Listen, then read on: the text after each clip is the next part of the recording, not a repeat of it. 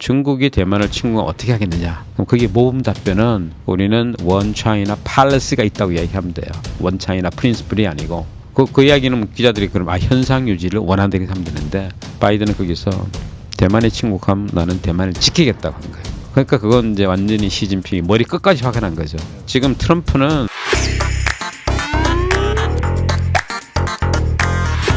아까 중간에 잠시 언급해 주신 것처럼 결국엔 뭐 이런 관세 전쟁이라던가 이런 것들이 기본적으로 좀 중국과의 패권이 제일 핵심이 되는 부분인 것 같아요. 네.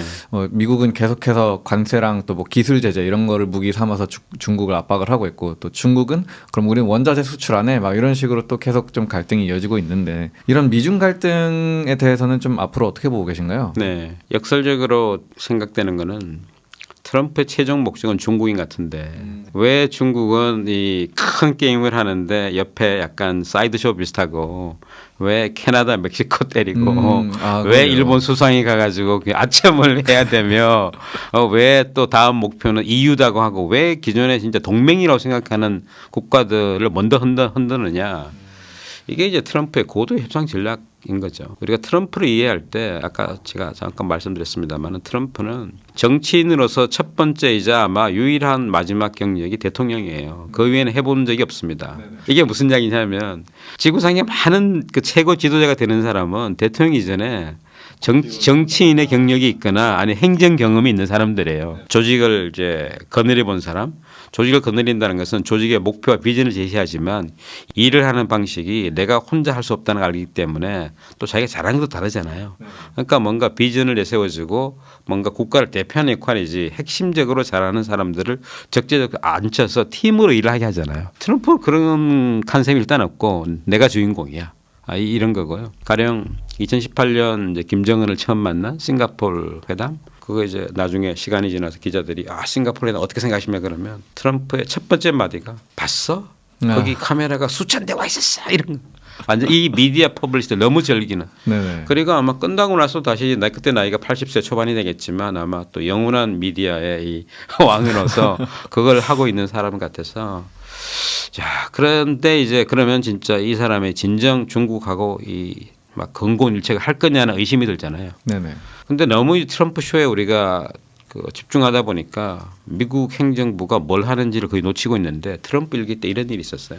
트럼프 일기 때 중국이 미국의 미래를 위협하는 유일한 경쟁자라는 보고서가 미국에서 나왔습니다. 그러니까 트럼프가 채택한 거예요. 그러니까 중국하고 수교를 한 지 40년이 넘었고 뭐 닉슨이 베이징에 가서 주계 장막을 열어젖히고 마오를 만난 것은 더 오래되지만 중국을 포용하겠다는 미국의 생각은 지구상에 유일하게 남아있는 뭐 유일하진 않지만 북한까지 포함하면 이 공산주의 국가에 그래도 미국과 대적할 수 있는 거 중국인데 이 중국이 위협이니까 중국을 한번 바꿔야 되겠다는 생각을 닉슨부터 키신저 같은 사람들이 한 거죠.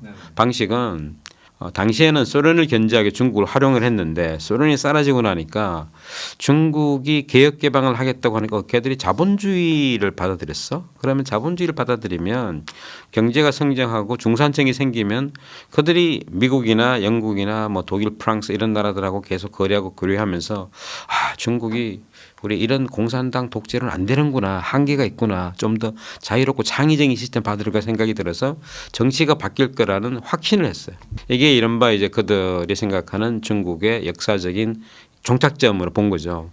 그런데 중국이 그런 방향으로 이제 가지 않기 때문에 트럼프가 본격적으로 중국하고 이제 일전을 불사하겠다 그러고 바이든이 들어왔지만 바이든은 평생 정치를 한 사람이에요. 철들자부터. 그러니까 워싱턴 정가를 떠나지 않은 사람인데 뭐 시진핑하고도 옛날엔 이제 프렌드 친구 그렇지만 서로 이제 적이 됐잖아요. 그러면서 나쁜 X라 그러고 공개적으로 이야기할 정도 됐기 때문에 미국 내에서는 미국 정치가 뭐 아시다시피 이제 한국 정치처럼 정말 극단적으로 양극화되어 있는데 공화 양당이 딱 하나 합의하는 게 중국은 그대로 둘 수 없다는 그런 생각이기 때문에 2017년 트럼프 1기가 시작한 첫 해 말에 그 보고서가 나왔고 그리고 미국 전역의 과학 교육계에 중국의 영향을 받은 미국 과학자들을 색출을 하기 시작했습니다. 이게 굉장히 사실 이제 문제가 되는 것인데 냉전 초반에 이제 메카시즘 들어보셨죠? 메카시라는 상원의원이 미국 그 헐리우드나 정가에 소련하고 생각을 비슷하게 생각하고 굉장히 중요한 정보를 소련에 흘리는 간첩이 있다는 이유로 뭐 어떤 개인을 특정하지 않고 이제 이야기하면서부터 메카시즘 선풍이 불었어요. 그래서 네네. 상대 정적을 빨갱이로 모으는 게 메카시즘이에요. 네네. 21세기에 이제 그런 새로운 메카시즘 아닌가 하고 학계에서 많이 긴장하고 특히 미국에 살고 있는 중국계 미국인들 네네. 그 훌륭한 과학자들이 그런 의혹을 많이 받아서 몇 사람들은 짐 싸서 중국 돌아간 사람도 있어요.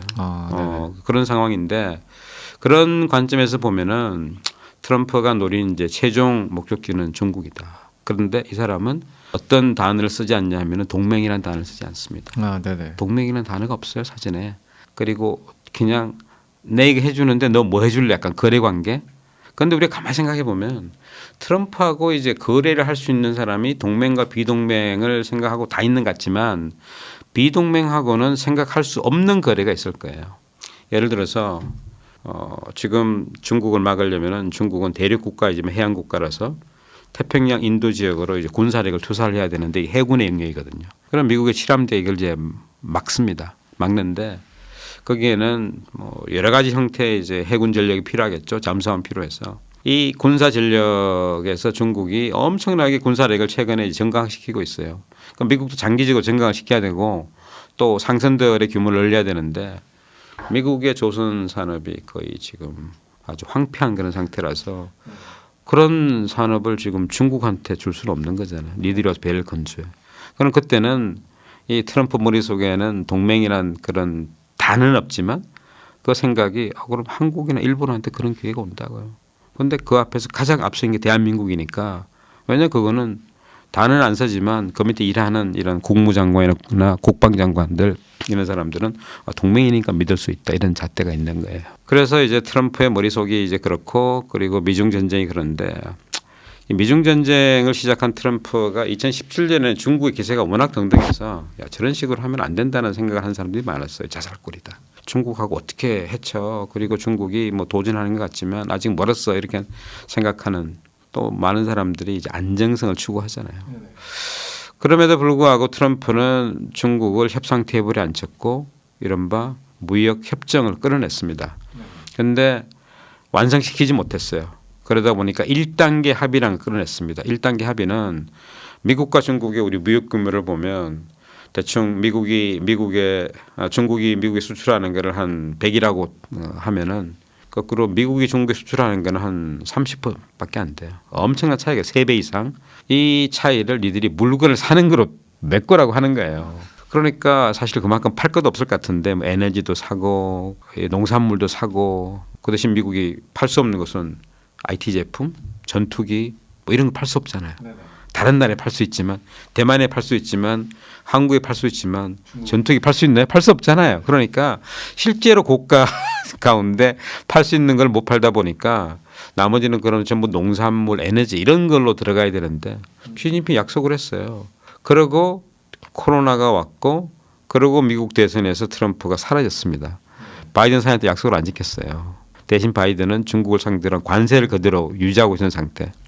그러니까 트럼프가 다시 집권하면서 너 4년 동안 도대체 뭐 한 거야 하고 이렇게 막 이제 힐난을 하는 거죠. 잃어버린 4년. 네네. 그래서 60% 관세를 이제 천명을 했지만 그걸 활용해서 1단계 합의한 걸 중국이 안 지키고 있는 걸 또 집요하게 물고 늘어지면서 그대로 지키라고 하고 2단계 합의로 갈 텐데 2단계 합의는 거의 중국이 양보할 수 없는 겁니다. 왜냐? 중국 경제라는 것은 우리가 생각하는 이제 대한민국의 또 뭐 이런 미국의 자유시장 경제가 아니잖아요. 네네. 정부가 마음먹으면 언제든지 통제할 수 있는 그런 특히 디지털로 이제 변환하면서 중국 공산당이 디지털의 정점에 있는 그런 국가이기 때문에 이른바 이제 그 통제 그립이 굉장히 강한 국가예요. 네네. 그리고 규제가 굉장히 강하기 때문에 어느 순간 기업이 다 하는 것 같아도 정부가 마음 먹으면은 이것을 다 그냥 없던 걸로 할 수 있는 게 중국 경제라서 그만큼 예측 불가능성이 많죠. 그리고 외국 기업에서 차별하는 게 많고 그런데 중국도 이 중립의 법칙을 이기지 못해서 제가 생각한 중립의 법칙은 뭐냐면 경제가 끝없이 10% 8% 성장 못합니다. 그거 하려면은 생산성이 계속 올라가야 되는데 중국 경제는 생산성보다는 투자형 노동 집약적 경제를 운영을 해왔어요. 근데 중국 인구가 지금 이제 감소하고 있잖아요. 인도한테 최대 인구 국가 뺏겼잖아요. 중국에서 인구가 감소하면은 이제 1년에 대한민국이 하나 사라지는 정도로 인구가 팍팍 주는 거예요. 자, 이런 상태에서 중국은 여전히 세계 최고의 제조업 국가를 계속 드라이브를 걸고 있습니다. 그런데 국내 시장 규모는 떨어지는 거예요. 그러면 이걸 내다 팔 시장이 없습니다. 그런데 문제는 내다 팔 시장은 없고 또 가장 큰 미국이나 유럽에서는 중국이 지금 팔려고 하는 전기차, 배터리, 뭐 솔라 패널 이런 것들이 기후 변화를 극복할 수 있는 이제 녹색 경제로 이제 전환하는 데서 굉장히 중요한 거지만 미국은 공화당이냐 민주당에 따라서 왔다 갔다 하고 유럽은 계속 그쪽으로 가고 싶은데 그쪽으로 가는데 이 최대 이런 전리품을 중국이 갖고 간다. 그리고 중국이 예전에 뭐 독일 기업이나 이 프랑스가 마음대로 투자할 수 있는 그런 중국이 아니기 때문에 유럽도 견제를 하거든요. 이런 상황에 중국은 이제 많은 IMF나 월드뱅크나 뭐 OECD 있는 사람들이 중국 정부에 이제 충고하기로는 니들 패러다임 바꿔야 된다. 내수를 진작해야 된다. 그런데 소비가 안 살아나면 정부 재정을 풀어야 된다. 그런데 중국이 그렇게 이제 못하고 있는 이유는 중국의 지금 부동산 거품이 너무 많고 터지기 직전이고 따라 유사시를 위해서 지금 탄약을 안 껴놓고 있는데 지금 중국의 경제 성장률이 4%대 실제로는 그것보다 훨씬 더 낮다고 하고 따라서 트럼프가 맞이하는 중국은 자기 일기 때 맞이한 중국보다는 굉장히 좀 약해졌어요. 전체적으로는. 그렇지만 굉장히 날카로워졌습니다. 그러니까 약해졌는데 날카로워졌다. 되게 형용모순 같은데 제조업에 중국이 이제 굉장히 강해졌고 특히 디지털 분야에 강해졌기 때문에 트럼프가 취임하고 나서 그 두 번째 날 스타게이트 프로젝트를 발표했잖아요. 인공지능 쪽으로. 그래서 소프트뱅크에 이제 그 손정희도 가고 또 오라클의 회장 샘 올트만 오픈 AI 그래서 임기 4년 동안 뭐 이제 5천억 달러가 인프라 만들겠다. 그리고 일주일도 안 돼서 딥시익의 충격이 막 미국을 휩쓸고 있잖아요. 자, 그래서 미국이 견제를 하고 수출 통제를 하지만 중국이 가지고 있는 그 인재풀 또 중국이 지금까지 만드는 제조업의 생태계 가지고 중국 방식으로 뭔가 기술 굴기를 계속 시도를 하고 있거든요. 그런 관점에서 트럼프가 8년 전에 자기가 맞은 중국하고는 굉장히 다른 중국을 상대를 해야 된다.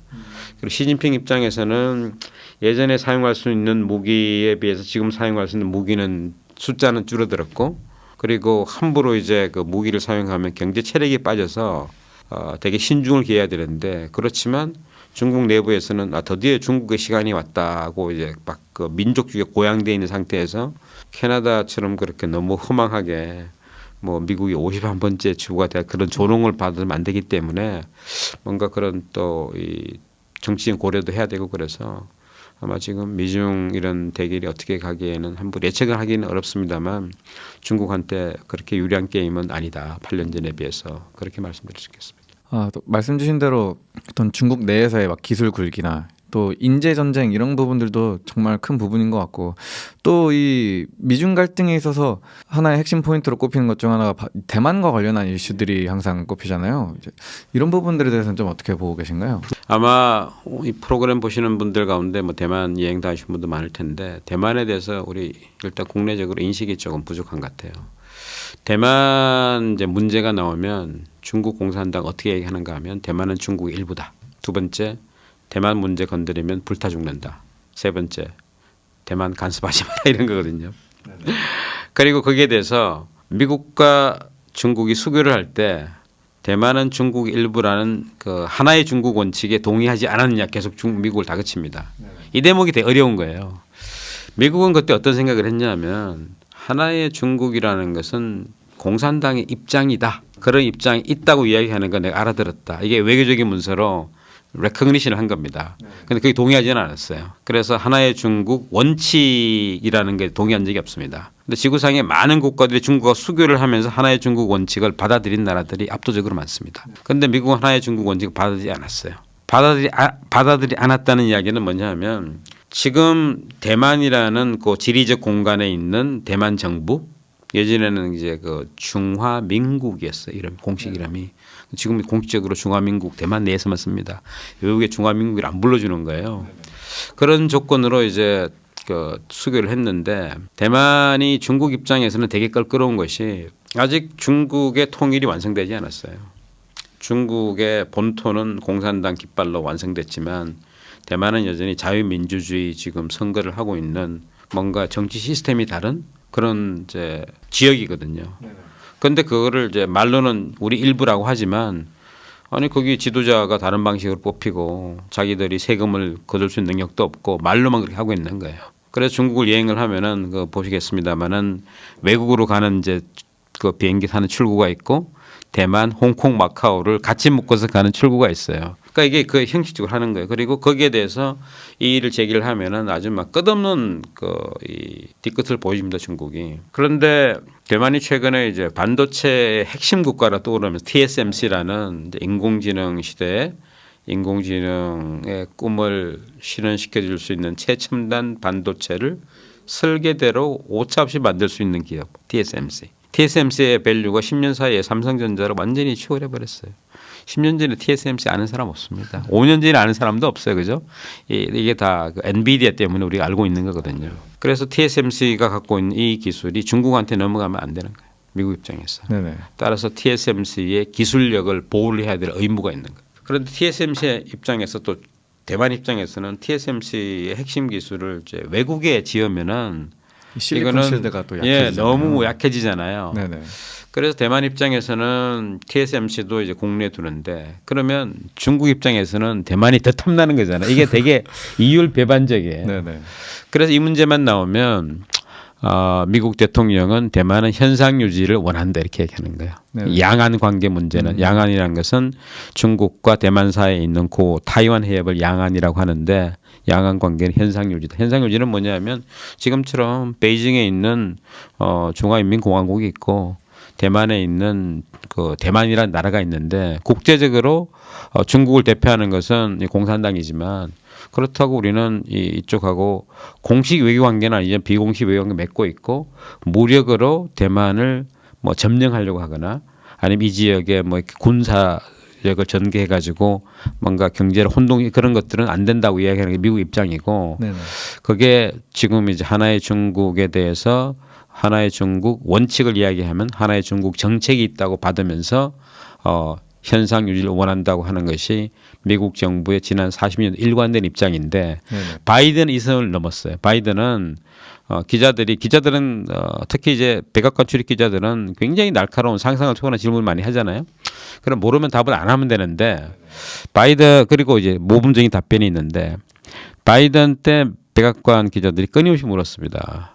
중국이 대만을 침공하면 어떻게 하겠느냐. 그럼 거기에 모범 답변은 우리는 원 차이나 팔러스가 있다고 이야기하면 돼요. 원 차이나 프린스플이 아니고 그 이야기는 기자들이 그럼 현상 유지를 원한다 이렇게 하면 되는데 바이든은 거기서 대만이 침공하면 나는 대만을 지키겠다고 한 거예요. 그러니까 그건 이제 완전히 시진핑이 머리 끝까지 화가 난 거죠. 이런 상황인데 지금 트럼프는 일기 당선됐을 때 취임 축하 전화를 대만 총통으로부터 먼저 받았어요. 그래서 시진핑이 머리 끝까지 화가 나. 이런 우리를 무시하고 오래된 관례를 그래서 이게 이제 그 대만 사람들을 되게 불안에 빠뜨려. 왜냐하면 트럼프 머릿속에 처음에는 되게 좋아했죠. 드디어 우리를 인정하다니. 근데 그게 아니고 트럼프가 완전히 이제 장기판이 절로 대만 문제를 가지고 중국을 사용했다는 생각이 들면서 우리는 뭐지? 그리고 이번 유세 과정에서 보면 이번 유세 과정에서 놀랍게도 트럼프가 한국에 대해서 뭐 이야기한 건 많지 않아요. 한국에 많이 한국에 대해서 머니머신, 야 한국 부자야. 그리고 뭐 돈 마음대로 찍어낼 수 있어. 그 이야기는 방위비 마음대로 올릴 수 이런 이야기고. 그런데 의외로 대만은 대만 우리 반도체 산업 다 망하게 했어. 네네. 이런 식으로. 그래서 아마 반도체 들고 나올 때 이제 대만을 상대로 뭘 이야기하면서 더 많은 미국 무기를 사게끔 아마 하게 할 것 같은데 이 대만이 되게 복잡한 문제고요. 그리고 대만이 이제 한국 문제하고 어떻게 관련돼 있냐 하면은 대만은 이제 한국 경제하고 이제 경쟁 관계에 있는 것도 많습니다. 반도체 같은 것들. 네네.